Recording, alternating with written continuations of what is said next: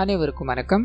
இன்னைக்கு நம்ம பெங்காலியில ரீசெண்டா ரிலீஸ் ஆயிருக்கக்கூடிய மாஃபியா கேம் ஆஃப் லைஃப் அப்படின்ற ஒரு சூப்பரான மிஸ்ட்ரி படத்தை பத்தி தான் இந்த வீடியோல பார்க்க போறோம். ஸோ வீடியோக்குள்ள போறதுக்கு முன்னாடி இந்த படத்தோட ஒன்லைனை பத்தி சொல்லணும் அப்படின்னா 6 வருஷம் கழிச்சு காலேஜ் நண்பர்கள் எல்லாருமே சேர்ந்து ஒரு ரீயூனியனை பிளான் பண்றாங்க. அண்ட் காட்டுக்கு நடுவில் இருக்க வீட்டுக்கு போகணும், அங்க போய் சந்தோஷமா இருக்கணும் அப்படின்ற மாதிரி முடிவுல அங்க போற அவங்களுக்கு பல அமானுஷங்களோட சேர்ந்து நிறைய மரணங்கள் காத்துக்கிட்டு இருக்கு. இதுக்கான காரணம் என்ன அப்படின்றத தேட ஆரம்பிக்கிறாங்க. அப்போ அவங்களுக்கு எதிர்பார்க்காத பல ட்விஸ்டுகள் காத்துக்கிட்டு இருக்கு.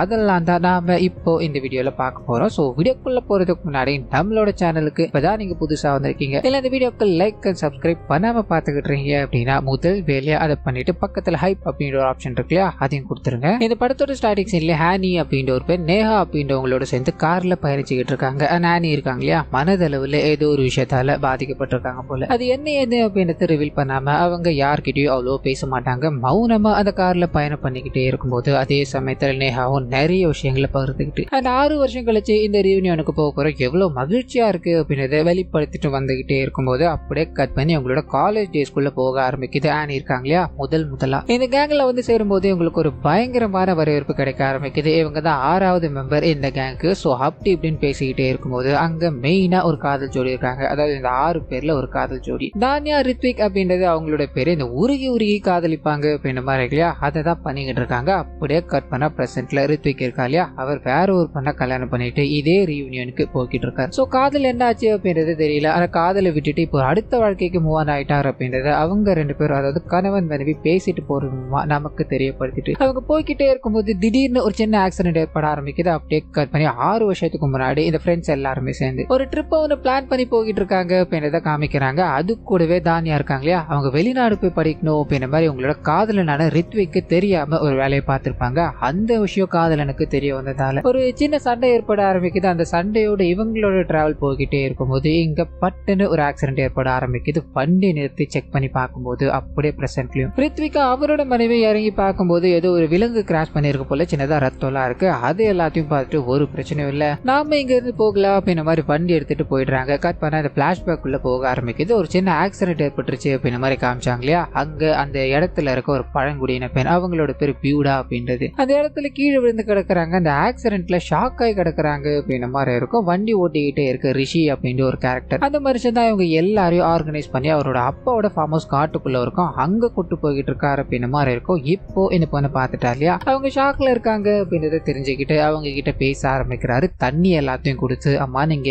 எங்க வேலை பாக்குறீங்கன்னு கேட்கும்போது இவங்க இதே காட்டுக்குள்ள இருக்க ஒரு பெரிய வீட்டுல வேலை செய்யறாங்க அப்படின்ற மாதிரி இருக்கும். இதை எல்லாத்தையும் கேட்டு தெரிஞ்சுக்கிட்டு இந்த நபரோ இங்க வேற ஒரு கெஸ்ட் ஹவுஸ் இருக்கு இல்லையா, நீங்க கூட அதை கேள்விப்பட்டிருப்பீங்கன்னு நினைக்கிறேன், அங்க ஒரு வாரத்துக்கு நாங்க தங்க போறோம், நீங்க வேணா அவரு பண்ணுங்க, அங்க வந்து எங்களுக்கு உதவ முடியுமான்னு கேட்க இவங்க தயங்குறாங்க. இல்ல என் பொண்ணு எல்லாம் இருக்கா, அது இங்க இருந்து ரொம்ப தூரம், நான் எப்படி வர்றதுன்னு கேட்கும்போது ஒரு பிரச்சனையும் இல்ல, உங்களோட பொண்ணை கூப்பிட்டுக்கிட்டு நீங்க அங்க வந்து இருக்கலாம், அண்ட் உங்களுக்கு தேவையான எல்லா விஷயத்தையும் நாங்களே பாத்துக்கிறோம், நீங்க எங்களுக்கு உதவிகளை பண்ணி கொடுத்தா மட்டும் போதும் அப்படின்ற மாதிரி கொஞ்சம் பணத்தை கொடுத்துட்டு அங்க இருந்து கிளம்ப ஆரம்பிக்கிறார் அப்படின்றத காமிச்சு பிரசன்ட்டுக்கு வர ஆரம்பிக்குது. சோ பல வருடங்கள் கழிச்சு இந்த ரியூனியனுக்கு அந்த காரணம் என்ன அப்படின்னா தானியா இருக்காங்க இல்லையா, அவங்க ரித்விகை தாண்டி இன்னொருத்தரை கல்யாணம் பண்ணிக்கணும் அப்படின்ற மாதிரி முடிவு பண்ணி என்கேஜ்மெண்ட் எல்லாமே நடந்து முடிஞ்சிருச்சு. ஸோ ஒரு பேச்சுலர் பார்ட்டிக்காக பிளான் பண்ணி நண்பர்கள் எல்லாத்தையும் கூப்பிட்டுருக்காங்க. ரித்திக் அவரோட மனைவியோட வந்திருக்காரு அப்படின்ற விஷயத்தை தெரிஞ்சதோ அங்க இருக்க எல்லாருமே கிண்டல் அடிச்சுக்கிட்டு இருக்காங்க. அது கூடவே ஆனி அப்படின்ற ஒரு கேரக்டர் இருக்கு இல்லையா, அவங்க இந்த எல்லா விஷயத்தையும் பார்த்து ஒரு மாதிரி மௌனமா நின்றுகிட்டே இருக்காங்க. காரணம் என்ன அப்படின்றது எப்பயும் நமக்கு காமிக்காம அப்படியே பிளாஷ்பேக் பிரசன்ட் மாத்தி காமிக்கிறாங்க. ஸோ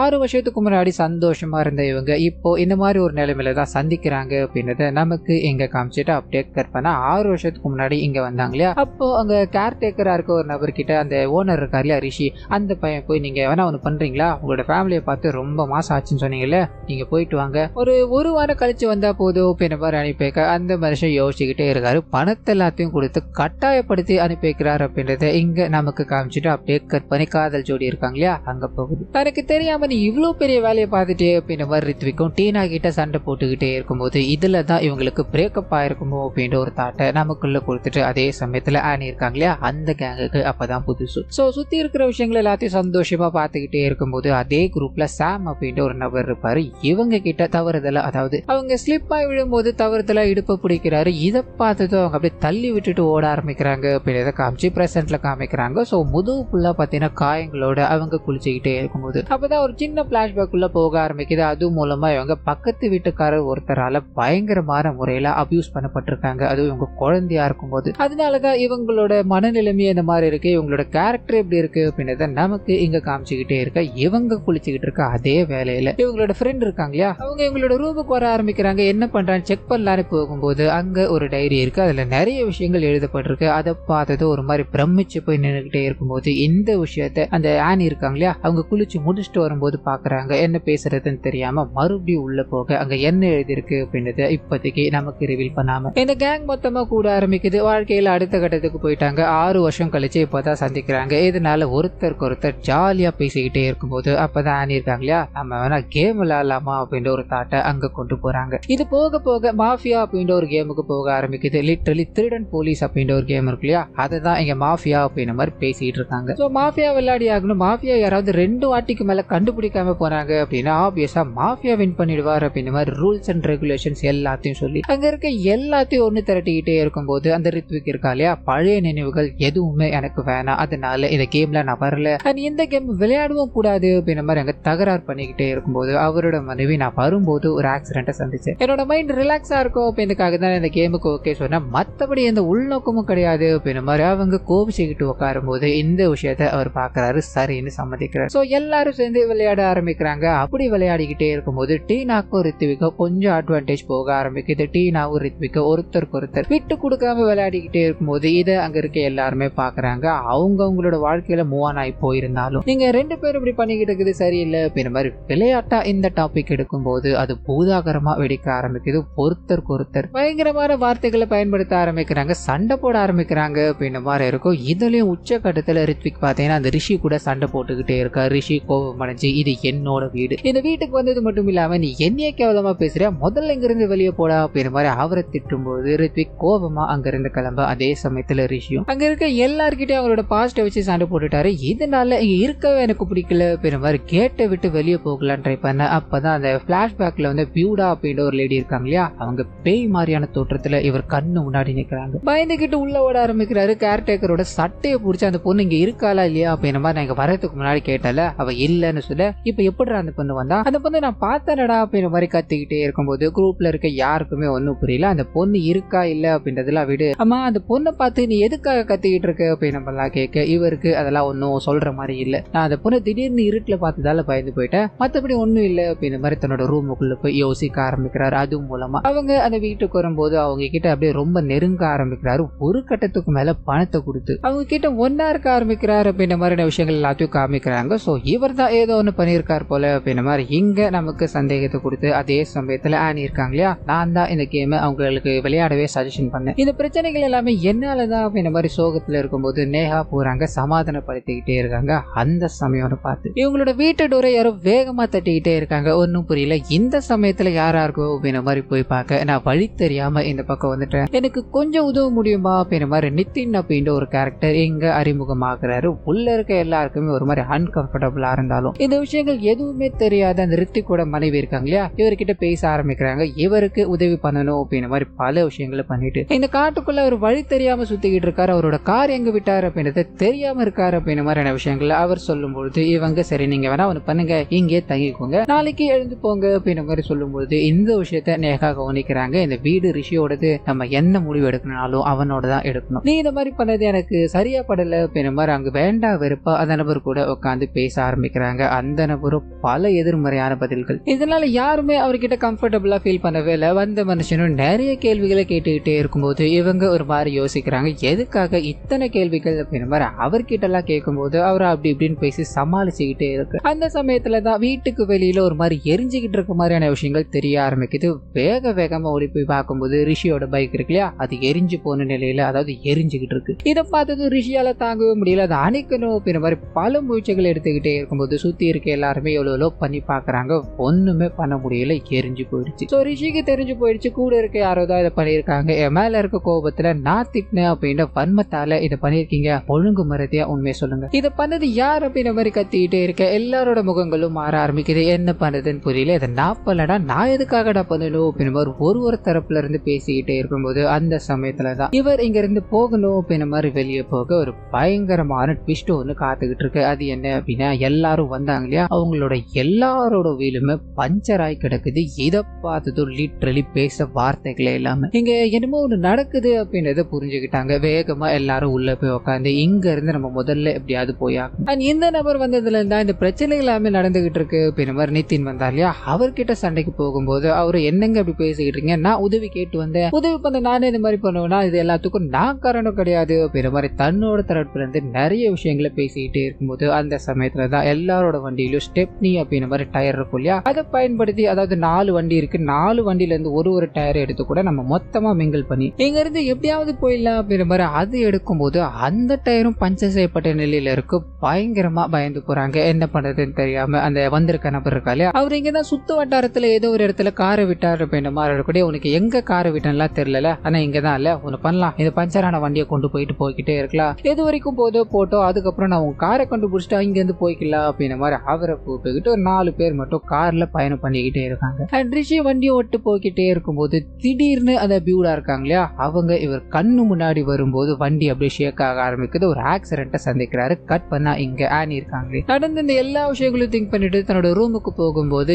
இவங்களை அபியூஸ் பண்ண அந்த நபர் இருக்கா இல்லையா, இவங்களோட கண்ணு முன்னாடி வர மாதிரியோ அண்ட் இவங்களை மறுபடியும் அபியூஸ் பண்ணிக்கிட்டே இருக்க மாதிரி தோணிக்கிட்டே இருக்கு. அப்படியே கட் பண்ணி ஒரு பிளாஷ்பேக் உள்ள போக ஆரம்பிக்குது. அந்த பிளாஷ்பேக்ல இவங்க ஒரு சைக்காட்டிஸ்ட் கிட்ட ட்ரீட்மெண்ட் எடுத்துக்கிட்டு இருக்காங்க. அண்ட் பல வருஷம் கழிச்சு உங்களோட ஃப்ரெண்டை நீங்க பார்க்க போறீங்க, அதாவது உங்களோட ஃப்ரெண்ட் கேங்க நீங்க பார்க்க போறீங்க, இதை எப்படி நீங்க ஃபீல் பண்றீங்க அப்படின்ற மாதிரி பல விஷயங்களை அவங்க கேட்டுக்கிட்டே இருக்கும்போது இவங்களுக்குள்ள அப்படியே யோசனைகள் ஓடிக்கிட்டே இருக்கு. கட் பண்ண பிரசன்ட்ல ஆக்சிடென்ட்டுக்கு உள்ளாக்கப்பட்டுச்சு இல்லையா அந்த கார்ல இருந்து ஒருத்தரா எழுந்து வெளியே வரும்போது ரிஷி மட்டும் அந்த பியூடாவை பார்த்தேன் அப்படின்ற மாதிரி காட்டுக்குள்ள வேகமா ஓட ஆரம்பிக்க பின்தொடர்ந்து நிதின் இருக்கா இல்லையா, அவர் போய்கிட்டு இருக்காரு. அண்ட் கூட இருக்க எல்லாருமே ஸ்பிளிட் அப் ஆக ஆரம்பிக்கிறாங்க. ஏதாவது உதவி கிடைக்குமா அப்படின்ற மாதிரி தேடிக்கிட்டே இருக்கும்போது நிதின் அப்படியே கட் பண்ண அந்த வீடு இருக்கு இல்லையா, அங்க போறாரு. இருக்கிறவங்க எல்லாருமே அம்மா நீங்க குரூப் தானே போனீங்க, ஏன்னா தனியா வந்திருக்கீங்கன்னு கேட்கும்போது இவர் நடந்த விஷயங்களை சொல்ல ஆரம்பிக்கிறாரு. இப்பயும் இவர் மேலதான் சந்தேகப்பட ஆரம்பிக்கிறாங்க. அந்த சமயத்துலதான் இவர் கூட கார்ல போன ஒரு நபர் அங்க வந்து, நீ ரிஷி பின்னாடி தானே போன, இங்க என்ன பண்ணிட்டு இருக்க, ஆமா ரிஷி எங்க போனா அப்படின்ற மாதிரி கேட்கும்போது, இல்ல நான் போய்கிட்டே இருந்தேன், அவன் ஏதோ ஒரு பொண்ணு தெரியுது அப்படின்ற மாதிரி காட்டுக்குள்ள வேகமா போயிட்டா, என்ன பண்றதுன்னு தெரியாம சுத்திக்கிட்டே இருந்தேன், கடைசியா நான் இங்க வந்துட்டேன் அப்படின்ற மாதிரி எக்ஸ்பிளைன் பண்ண. இப்பயும் நம்ப தயாரா இல்ல, நீ வந்ததுக்கு அப்புறம் தான் இது எல்லா பிரச்சனைகளும் நடந்துகிட்டு இருக்கு, இது எல்லாத்துக்குமே நீ தானடா காரணம் அப்படின்ற மாதிரி அவரை திட்டிக்கிட்டு ரிஷியை தேடணும் அப்படின்ற மாதிரி காட்டுக்குள்ள போறாங்க. அங்க எங்க அலைஞ்சுக்கிட்டே இருக்கும்போது ஒரு இடத்துல உங்களுக்கு லைட்டா சிக்னல் கிடைக்குது. உடனடியா லோக்கல் போலீஸ்காரங்களுக்கு போன் அடிக்கணும்னு ட்ரை பண்ண. அந்த சமயம்னு பார்த்து அந்த நபர் இந்த பலான படங்கள் எல்லாத்தையும் பார்த்துக்கிட்டு ரொம்ப ஆழ்ந்த சிந்தனையில அதுல உட்காந்துக்கிட்டு இருக்காரு. போன் எடுக்காம போயிட்டாரு அப்படின்ற மாதிரி இருக்கும். கிடைச்ச ஒரு டவரும் இங்க மொத்தமா போயிடுச்சு. இதனால பயந்து போறாங்க. சுத்தி முத்தி காராம போன ரிஷியை தேட ஆரம்பிக்கிறாங்க. அதே சமயத்துல நிதின் இருக்கா இல்லையா, அவர் மட்டும் அந்த குரூப்ல இருந்து தனியா வந்து அந்த வீட்டோட கேர் டேக்கர் இருக்காரு, அவரை கன் பாயிண்ட்ல மிரட்ட ஆரம்பிக்கிறார். சோ அது மூலமா இங்க நமக்கு ஒரு சில விஷயங்கள் புரிய ஆரம்பிக்குது. அது என்ன அப்படின்னா, இந்த நிதின் பாத்தீங்கன்னா ஒரு போலீஸ் ஆபீசர் போல எங்க எதுக்காக வந்திருக்காரு அப்படின்றத இப்போதைக்கு ரிவீல் பண்ணாம இந்த பஞ்சரான விஷயங்கள்லாம் இருக்கு இல்லையா, அது எல்லாத்தையுமே இவர் தான் பண்ண சொன்னாரு. அந்த கார் எரிஞ்சு போனது, அதாவது வண்டி எரிஞ்சு போன மேட்டர் இருக்கு இல்லையா, அது இவர் பண்ண சொல்ல கிடையாது. சோ இந்த விஷயத்த எல்லாத்தையும் பேசி எதுக்காகடா அந்த மாதிரி பண்ண, எல்லாரும் என்ன சந்தேகப்பட்டுக்கிட்டு இருக்கானுங்கடான்னு சொல்லும் போது அந்த நபரும், ஐயா நான் இது எதுவுமே பண்ணல, இங்க என்ன நடந்துகிட்டு இருக்குன்னு எனக்கும் புரியலையான்னு குழப்பத்துல இருக்கும்போது அந்த சமயத்துலதான் ரித்திக்கோட மனைவி இருக்காங்க இல்லையா, அவங்க இந்த விஷயங்கள் எல்லாத்தையும் கேட்டுட்டாங்க.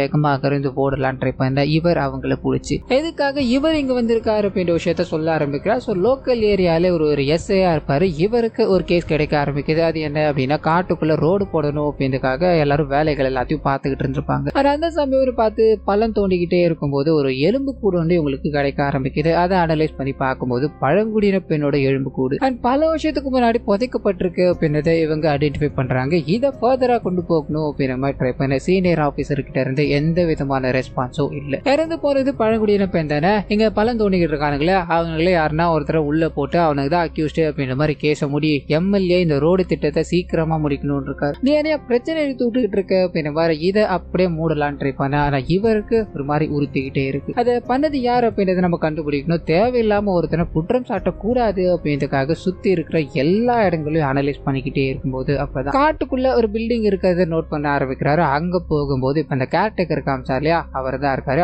அவர்கிட்ட விசாரிக்கும் போது இங்க 6 வருஷத்துக்கு முன்னாடி தான் ஓனரோட பையனும் அவங்களோட ஃப்ரெண்ட்ஸும் வந்தாங்க, அதுக்கப்புறம் இந்த இடத்துக்கு யாருமே வரல அப்படின்ற மாதிரி இருக்கும். அதையும் தாண்டி அந்த 6 மாச கேப்ல இவர் ஒரு வாரம் வீட்டுக்கு போயிட்டாரு. இங்க அவங்க மட்டும்தான் இருந்தாங்க. அவங்களுக்கு உதவணும் அப்படின்ற மாதிரி லோக்கல்ல இருக்க ஒரு பழங்குடியின பெண்ணை கூப்பிட்டு வந்தாங்கன்னு சொல்லும் போது இந்த விஷயம் அவருக்கு அப்படியே லைட்டா கனெக்ட் ஆகிற மாதிரி தெரியுது. ஆனா அது மட்டும் இல்லாம அப்ப போனவங்க இப்ப ரீயூனியனுக்காக மறுபடியும் வர போறாங்க அப்படின்ற விஷயம் தெரிஞ்சு தெரிஞ்சுக்கிறார். சோ இது மூலமா இந்த கேஸை கிராக் பண்ணணும் அப்படின்றதுக்காக தான் இங்க வந்திருக்காரு. இந்த எல்லா விஷயங்களும் அந்த லேடி கிட்ட சொல்லும்போது அவங்க இதை நம்ப தயாரா இல்ல. ஏன்னா இவங்க கூட இருக்கிறவங்களை தான் இப்ப கொலை பண்ணிருப்பாங்க அப்படின்ற மாதிரி அக்யூஸ் பண்ணி இந்த போலீஸ்காரர் இவங்க கிட்ட உதவி எல்லாத்தையும் கேட்டுக்கிட்டே இருக்கும்போது இதுல என்னால 1% கூட உதவ முடியாது. என்னோட கணவரையும் சேர்த்து தான் நீங்க பிளேம் பண்ணிட்டு இருக்கீங்க. இதுக்கு மேல உங்ககிட்ட எனக்கு பேசவே பிடிக்கல அப்படின்ற மாதிரி காட்டுக்குள்ள ஓடிக்கிட்டே இருக்கும்போது இறந்து போன நிலையில கிடக்கிற ரிஷியை பாக்குறாங்க. பயங்கரமா அழ ஆரம்பிக்கிறாங்க. அண்ட் சுத்தி முத்தி பாக்குறாங்க, யாருமே இல்ல. அது கூடவே ரிஷியோட கையில ஏதோ ஒரு வலையில இருக்கிறத கவனிக்கிறாங்க. அது எடுத்து பார்த்துக்கிட்டே இருக்கும்போது இவங்களோட பின்னாடி ஏதோ ஒரு உருவம் இந்த சீன் அப்படியே கட்டாய் ரித்விக் இருக்கா இல்லையா அவர்கிட்ட போக ஆரம்பிக்குது. தன்னோட மனைவியை காணும். அவங்க இங்கதான் இருந்தாங்க அப்படின்ற மாதிரி வீடு முழுக்க தேடிக்கிட்டே இருக்கும்போது இந்த வாட்டியும் நித்தின் தான் வந்து நிக்கிறாரு. டே நீ வந்ததுல இருந்தாண்டா பிரச்சனை, ஒழுங்கு மாதிரிதான் சொல்லுடா, நீ யாருடா என்னடா பண்ணிக்கிட்டு இருக்க அப்படின்ற மாதிரி அவரை தாக்கலான்னு போகும்போது ஒரு கட்டத்துக்கு மேல அவரால் இதுக்கு மேல பொறுத்துக்க முடியாது அப்படின்ற மாதிரி கன் எடுத்து காமிக்க ஆரம்பிக்கிறாரு. நான் இங்க ஒரு போலீஸ் ஆபீசர், ஒரு கேஸுக்காக தான் வந்து, அது உங்களோட கேஸ் இல்ல அப்படின்ற மாதிரி பேச்ச மழுப்பி நடந்துகிட்டு இருக்க விஷயங்களுக்கும் அவருக்கு எந்த சம்மந்தமும் இல்ல அப்படின்ற மாதிரி சொல்லிட்டு எல்லாரையும் கூப்பிட்டு காணாம போன அந்த பொண்ணை தேடணும் அப்படின்ற மாதிரி கூப்பிட்டு போக அப்பதான் இறந்து போய் கிடக்குற ரிஷியை பாக்குறாங்க. அங்க இருக்க எல்லாருமே பயந்து போறாங்க. இது நேரம் வரைக்கும் இதே ஒரு அமானுஷம் நடந்துகிட்டு இருக்கு அப்படின்ற மாதிரி ஃபீல் பண்ணிட்டு இருந்தவங்க இப்போ ஒரு கொலை நடந்துருச்சு இல்லையா, என்ன பேசுறதுன்னு தெரியாம வேகமா அப்ப காணாம போன பொண்ணுக்கு என்ன இருக்கணும், நம்ம அவங்கள கண்டுபிடிச்சாக்கணும் அப்படின்ற மாதிரி தேடிக்கிட்டே இருக்கும்போது அதே சமயத்துல கேர்டேக்கர் இருக்கா இல்லையா அவருக்கு பக்கத்துல கமலி அப்படின்ற ஒரு குட்டி பொண்ணு இருக்காங்க. இவரோட பொண்ணு அப்படின்ற மாதிரி இப்போதைக்கு அவர் பேசிக்கிட்டு இருக்காரு. அவங்க மேல பார்த்துக்கிட்டே அவங்க பண்ண தப்புகளுக்கு தான் இதை அனுபவிச்சுக்கிட்டு இருக்காங்க அப்படின்ற மாதிரி சொல்லும் போது நமக்கு அங்க காமிக்கிறாங்க ரித்விக்கோட மனைவி இருக்காங்க இல்லையா, அவங்க மரத்துக்கு மேல தூக்கல தொங்க விடப்பட்ட நிலையில இருக்காங்க அப்படின்ற மாதிரி இருக்கும். பார்த்ததும் நமக்கு ஒரு பயங்கரமான ஷாக்கா அப்படியே கட் பண்ண ஒரு பிளாஷ்பேக் உள்ள போக ஆரம்பிக்குது. அந்த பழங்குடியின பெண் பியூடா இருக்காங்க இல்லையா, அவங்க ஒரு இடத்துல இறந்து போய் கிடக்குறாங்க. அவங்களோட குழந்தை அங்க உட்காந்து அழுதுகிட்டே இருக்கும்போது இந்த விஷயத்த கேர்டேக்கர் கவனிக்கிறார். அந்த குழந்தைய காப்பாத்துறாரு. அந்த பொண்ணு அந்த இடத்துல புதைக்கிறார், அதாவது இறந்து போன பியூடாவை புதைக்கிறார் அப்படின்னு மாதிரி இருக்கும். சோ போலீஸ்காரங்க விசாரிக்கும் போது தெரியலன்னு சொல்லியிருப்பார் இல்லையா, இவர் தான் அந்த வேலையை பார்த்திருக்காரு. சோ ஏதோ ஒரு விஷயத்த இவர் மறைச்சுக்கிட்டு இருக்காரு அப்படின்றத நமக்கு இங்க காமிச்சிட்டு அப்படியே கட் பண்ணி பிரசன்ட்ல ஒரு நபர் இறந்து போயிட்டார். அண்ட் இன்னொரு பொண்ணை இப்ப காணும். இதுக்கு பின்னாடி யார் தான் இருக்காங்க, இந்த போலீஸ்காரனும் என்ன பண்றேன் ஏது பண்றேன் அப்படின்னு தெரியாம சுத்திக்கிட்டு இருக்கான். ஒருவேளை ரிஷி பார்த்து பயந்த அந்த பியூடா தான் இதுக்கு பின்னாடி இருக்கணுமோ, இங்க என்னதான் நடந்துகிட்டு இருக்கு யாராவது சொல்ல முடியுமா அப்படின்ற மாதிரி கத்திக்கிட்டே இருக்கும்போது ரித்விக்கும் இங்க ஒரு சில விஷயங்களை சொல்ல ஆரம்பிக்கிறார். அது மூலமா ஒரு சின்ன பிளாஷ்பேக் வந்து போக ஆரம்பிக்குது. இந்த சாம் அப்படின்ற ஒரு நபர் இருக்கா இல்லையா, அவரோட கேமரா உடைஞ்சு போன நிலையில அவர் பாக்குறாரு. அங்க இருக்க எல்லார்கிட்டையும் கேட்கும்போது அவங்க யாருமே உடைக்கல. இதனால டீனா இருக்காங்க இல்லையா, அங்க வேலை செய்யற பியூடாவை கூப்பிட்டு நீ தானே இதை உடைச்ச, ஒழுங்கு மரத்தையும் உண்மையை சொல்லிடு அப்படின்ற மாதிரி கண்ணத்துல ஒரு அடியை கொடுத்துக்கிட்டே இருக்கும்போது அந்த சமயம் பார்த்து ரிஷி வெளியே வர ஆரம்பிக்கிறார். இது எல்லாத்தையும் கவனிக்கிறார். கேமரா உடைஞ்சு போனது கடை அவ்வளவு பெரிய பிரச்சனை பண்ணிட்டு இருக்க, உனக்கு நான் புதுசா வாங்கி தரேன்டா, எதுக்காகடா இந்த சண்டை எல்லாத்தையும் போட்டுக்கிட்டு இருக்கீங்க அப்படின்ற மாதிரி அங்க இருந்து பியூடாவை காப்பாத்துறாரு அப்படின்ற மாதிரி இருக்கும். இங்க தெரிஞ்சுக்க வேண்டிய விஷயம் என்ன அப்படின்னா அந்த கேமராவை உடைச்சது இவங்க பியூடா தான் உதவி பண்ணது ரிஷி அப்படின்ற மாதிரி தான் நினைச்சுக்கிட்டு இருந்திருப்பாங்க. ஆனா அந்த கேமராவை உடைச்சது வேற யாரும் கிடையாது. இது எல்லாத்தையும் சொல்லிக்கிட்டு இருக்கா இல்லையா ரித்விக், அவர் தான். இதுக்கான காரணம் என்ன அப்படின்னா அப்ப அவரோட காதலியா இருந்த டீனா இருக்காங்க இல்லையா, அவங்க ட்ரெஸ் மாத்தும் பொழுது இந்த நபர் படம் பிடிச்சிருக்காரு அப்படின்ற விஷயத்த இவர் கவனிச்சுட்டாரு. அதனாலதான் தூக்கி போட்டு உடைச்சேன்னு சொல்லும் போது அங்க இருக்க எல்லாருக்குமே இது ஒரு மாதிரி ஷாக்கா இருக்கு. இவ்வளவு சீப்பான விலையை நீ பாத்தியாடா அப்படின்ற மாதிரி கேட்டுக்கிட்டே இருக்கும்போது அந்த மனுஷனும் மழுப்ப ஆரம்பிக்கிறாரு. நான் எதுக்காக இது எல்லாத்தையும் பண்ணணும், இதுல எனக்கு என்ன பர்பஸ் இருக்கு அப்படின்ற மாதிரி தர மாதிரியான விஷயங்களை பேசிக்கிட்டே இருக்கும்போது இங்க மறுபடியும் இவங்களுக்குள்ள சண்டைகள் வர ஆரம்பிக்குது. அண்ட் இது மூலமா தீனா பயங்கர கோபத்துல இருக்கும்போது இதுக்கு நடுவுல உங்களோட ஃபியான்சி பாத்தீங்கன்னா உங்களுக்கு சர்ப்ரைஸ் கொடுக்கணும் அப்படின்ற மாதிரி அந்த இடத்துக்கு வந்து ஏடா கூடமா மாட்டிக்கிட்டு இருப்பாரு. இப்போ அவங்க கிட்ட போய் இதை பத்தி பேசிக்கிட்டே இருக்கும்போது அந்த மனுஷன் செம்ம கோபம் அடைகிறார். இன்னும் எத்தனை விஷயங்களை நீ என்கிட்ட இருந்து மறைச்சு வச்சிருக்க அப்படின்னது புரியல, உனக்கு எனக்கு செட் ஆகுமான எண்ணங்கள் எனக்குள்ள தோணிக்கிட்டே இருக்கு அப்படின்னு சொல்லி இவங்களோட கல்யாணத்துக்கு ஆப்பு வைக்கப்பட்டது அப்படின்றத நமக்கு சிம்பாலிக்கா சொல்லிட்டு அப்படியே கட் பண்ணி இந்த சைடு அந்த ரித்விக் இருக்கா இல்லையா அவர்கிட்ட போக ஆரம்பிக்குது. நேகா ஆனியோட புத்தகம் இருக்கு இல்லையா அதை கொண்டு வந்து கொடுக்க ஆரம்பிக்கிறாங்க. நிறைய அமானுஷ்யமான விஷயங்களோட நிறைய புரியாத வசனங்கள்லாம் எழுதப்பட்டிருக்கு. இதை எல்லாத்தையுமே அவர்கிட்ட காமிச்சு எனக்கு என்னமோ நீங்க சொல்லிக்கிட்டு இருக்க அந்த பியூலா தான் இதுக்கு பின்னாடி இருக்காதான்னு தோணுது, நீங்க பண்ண ஏதோ ஒரு விஷயத்தாலதான் இது எல்லாமே நடந்துகிட்டு இருக்கு அப்படின்ற மாதிரி எனக்கு பயமா இருக்கு, உண்மையை சொல்லுங்க அன்னைக்கு என்ன நடந்ததுன்னு சொல்ல முடியுமான்னு கேட்கும்போது இவர் ஒரு மாதிரி ஃபீல் பண்ணிக்கிட்டு அன்னைக்கு போதையில ரிஷியோட ரூமுக்கு போகும்போது அங்க பியூலா கூட ஒரு உடலுறவுல இருந்தார் அப்படின்ற விஷயத்த இவர் கவனிக்கிறார். அப்படி பொத்துன்னு போதையில மயக்கம் போட்டு விழ அது மட்டும்தான் இவருக்கு நினைவு இருக்கு. அதுக்கப்புறம் என்ன நடந்தது அப்படின்றது தெரியல. சோ அப்படியே கட் பண்ணி சைடு அந்த கேர்டேக்கர் கிட்ட போக ஆரம்பிக்குது. அந்த அவரோட பொண்ணை கூட்டு வந்து உட்கார வச்சா இல்லையா, அது மூலமா இறந்து போன அந்த பழங்குடியினோட பெண் தான் இவங்க, அதாவது குழந்தை தான் இவங்க அப்படின்றது தெரிய ஆரம்பிக்குது. சோ அவங்க பண்ண பாவங்கள் எல்லாத்துக்குமே தான் அவங்க அனுபவிச்சுக்கிட்டு இருக்காங்க. என்னோட அம்மாவை கொலை பண்ணிட்டு சொல்லிட்டு போயிட்டாங்க. நீங்க பக்கத்திலே இருந்தாலும் எதுவும் பண்ணாம இருக்கலாம், ஆனா நான் அப்படி விட மாட்டேன், எல்லாரையும் கொலை பண்ணுவேன் அப்படின்ற மாதிரி ஆக்ரோஷமா கத்திக்கிட்டே இருக்கும்போது இந்த மனுஷன் அவனோட உயிரை காப்பாற்றணும் அப்படின்றதுக்காக தான் இத்தனை வருஷமா இவங்களுக்கு தெரியாம வச்சிருக்க, நீ சொன்னா புரிஞ்சுக்கமான்னு கேட்டுக்கிட்டே இருக்கும்போது அவங்க கேட்கறதா தெரியல. அப்படியே கற்பதான் நேகா இருக்காங்க இல்லையா, அவங்க கிட்ட போக ஆரம்பிக்குது. பியூடாக்கு அப்படி ஒரு கொடுமையை பண்ணிட்டானுங்க. ஒருவேளை இதனாலதான் இந்த கொலைகள் எல்லாமே நடந்துகிட்டு இருக்கோ அப்படின்ற மாதிரி சோகத்துல இவங்க காட்டுக்குள்ள டவர் கிடைக்குமான்னு ட்ரை பண்ணிக்கிட்டே இருக்கும்போது யாரோ ஒருத்தவங்களுக்கு போன் கனெக்ட் ஆகுது. அது யார் என்ன அப்படின்றத இப்போதைக்கு நமக்கு ரிவீல் பண்ணாம இவங்க போன் பேசலாம் ட்ரை பண்ணும்போது கட் ஆயிடுச்சு. அந்த சமயத்துல அந்த குழந்தை இருக்காங்க இல்லையா, கண்ணு முன்னாடி ஒரு பெரிய கல்லை வச்சுக்கிட்டு நின்றுட்டு இருக்காங்க. உன்னோட அம்மாக்கு என்ன நடந்தது அப்படின்றது எனக்கு இப்பதான் தெரிஞ்சது, அது எதுவுமே எங்களுக்கு தெரியாது, நம்ம எதுவா இருந்தாலும் பேசி தீர்த்துக்கலாம் அப்படின்ற மாதிரி அந்த குழந்தைகிட்ட போய் கன்வின்ஸ் பண்ண ட்ரை பண்ணிக்கிட்டே இருக்கும்போது இன்னொரு பக்கம் ஆனி வந்து நின்றுகிட்டு இருக்காங்க. அந்த குழந்தைய பாக்குறாங்க. இவங்க அதாவது நேகா இருக்காங்க இல்லையா, ஆனி இன்வால்வ் ஆகாத, எல்லாத்தையும் நான் பாத்துக்கிறேன் அப்படின்ற மாதிரி பேசிக்கிட்டே இருக்கும்போது பட்டுன்னு என்ன செய்யற அந்த கேர்டேக்கர் தான் இதுக்கு பின்னாடி இருக்கான் போல, அவன் தான் ஏதோ பண்ணிக்கிட்டு இருக்கான் போல அப்படின்ற மாதிரி சாம் நிதின் மோத கொண்டு ரித்விக் வரைக்கும் இருக்காங்க இல்லையா, அங்க கூட்டு வந்து அந்த நபரை அடிச்சு போடும்போது அந்த நபர் மூலமா அந்த வெளியில இருக்க நேகாக்கு ஆபத்து அப்படின்றது புரிய ஆரம்பிச்சு. வேக வேகமா அவங்களை காப்பாற்றணும் அப்படின்ற மாதிரி போக அந்த குழந்தை நேகா இருக்காங்க இல்லையா, அவங்கள சாகடிச்சிச்சு போல அவங்க ஒரு பக்கத்துல துடிச்சுக்கிட்டே இருக்க, இன்னொரு பக்கம் ஆனிய அவங்க கொலை பண்ணணும் அப்படின்ற மாதிரி ட்ரை பண்ணிக்கிட்டே இருக்க, இவங்க போறாங்க அந்த குழந்தைய கொண்டு வந்து பயங்கரமா அடிச்சு, இது எல்லாத்துக்கும் பின்னாடியும் நீ தான் இருக்கியா, அவளை உன்னோட சும்மா விட மாட்டேன் அப்படின்ற மாதிரி அந்த 15 வயசு குழந்தைய அங்க இருக்க எல்லாரும் குறிப்பா சாம் இருக்கா இல்லையா, அவர் பயங்கரமான முறையில தாக்கிக்கிட்டே இருக்க இந்த விஷயங்கள் எல்லாத்தையுமே ஆனி பாக்குறாங்க. அவங்களுக்குள்ள ஏதோ ஒரு மாற்றம் உண்டாகிட்டே இருக்கு. அதை ஃபர்தரா காமிக்காம இவங்களுக்குள்ளே போக ஆரம்பிக்குது. கேர்டேக்கர் முத கொண்டு அந்த சின்ன பொண்ணு வரைக்கும். இதுக்கு காரணமானவங்களை விடக்கூடாது அப்படின்ற மாதிரி சாம் அடிச்சுக்கிட்டே இருக்கும்போது போலீஸ் ஆபீசருக்கு என்ன பண்றதுன்னு புரியல. கண்ணை காட்டி அங்க இருக்க